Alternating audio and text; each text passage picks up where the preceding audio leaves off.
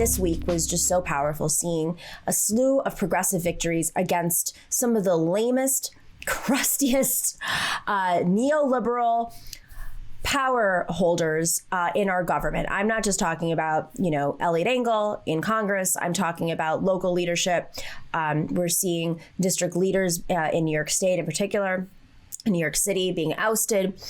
These are people who became complacent, in many cases were put in office by county committee, which is something that it's a very undemocratic process because, New York City, for the most part, is a Democratic run city. So there's no real general election against Republicans. So whoever the nominee is for the Democratic primary wins the seat. So many of our leadership from the local level up has been put in place by county committee. And that doesn't mean, that means that, you're the Democratic nominee, you're going to win. So the voters really don't have a say. And so what happens with those leaders is they're not used to being challenged. They're not used to running for election. They have no problem living in Maryland and not going back to the district. They have no problem ignoring the crisis of COVID or not understanding how COVID is affecting their communities. They have no problem not even showing up for photo ops. I mean, how ridiculous is it that these leaders are so crusty and so lazy and so unresponsive that they don't even have the politician's ego of showing up for photo ops? This is the crisis that we're facing.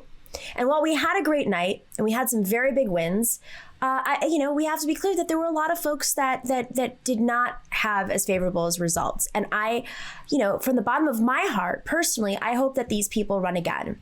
I hope that for every Elliot Engel that was defeated, we have a Tom Suozzi that's defeated next time, who is the most conservative Democratic member in downstate, overlapping with New York City, or Grace Meng, that we get behind these other progressive challengers as much as we did with Jamal Bowman, which is the right thing to do. Because we're only going to make the change if we have victory after victory after victory. If we elect slates, if we have waves of progressives elected all over the country, as we did in 2018. And so this was a great start. In 2018, Democrats, progressives unseated the IDC, which was holding up all progress. There were 8 Democratic elected senators who were caucusing with Republicans, and they were holding up all progress in New York. And since their defeat in 2018, New York has passed electoral reform. They've passed, codified Roe v. Wade. There's a slew of issues that they've been able to pass that were being held up, and there's still way more work to be done. So that is why we can't keep our eye off the ball. We have to remember that, while all eyes may be on one election or 2 elections, there are definitely other folks who are out there working very hard. And sometimes, as I've mentioned in a previous episode, sometimes endorsements come late, and it's great that people are getting endorsed. But if they came earlier, the money that comes in with those endorsements, the press that comes in with those endorsements, it means a lot, but it means even more if you can establish the foundation of your campaign earlier. Progressives are able to defeat these incumbents if they have the foundation of a campaign earlier, if they have the support earlier, if they have the coalitions earlier, and if they can raise the money earlier.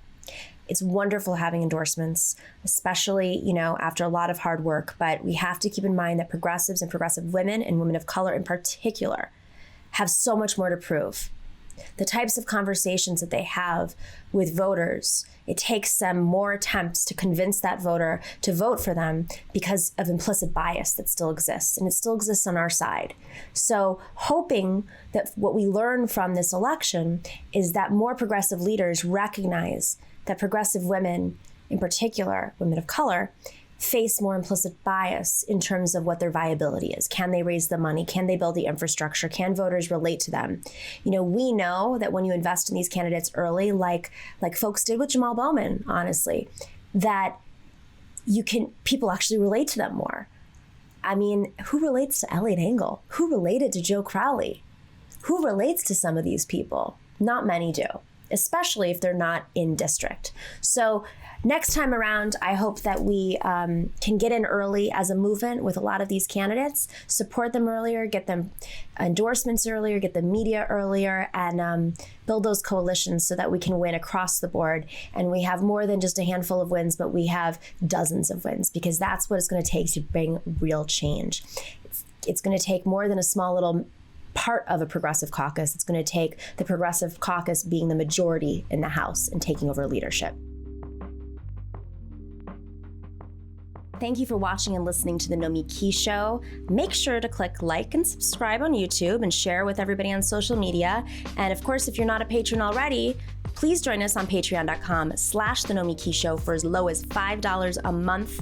That money makes a huge difference. We don't have the corporate money coming in. We're not cable news that's raking in the dough from advertisers right now as everybody's sitting at home and watching. It is really you guys who are keeping us together. So please consider being a patron. And for those of you who have already, we are incredibly grateful to you.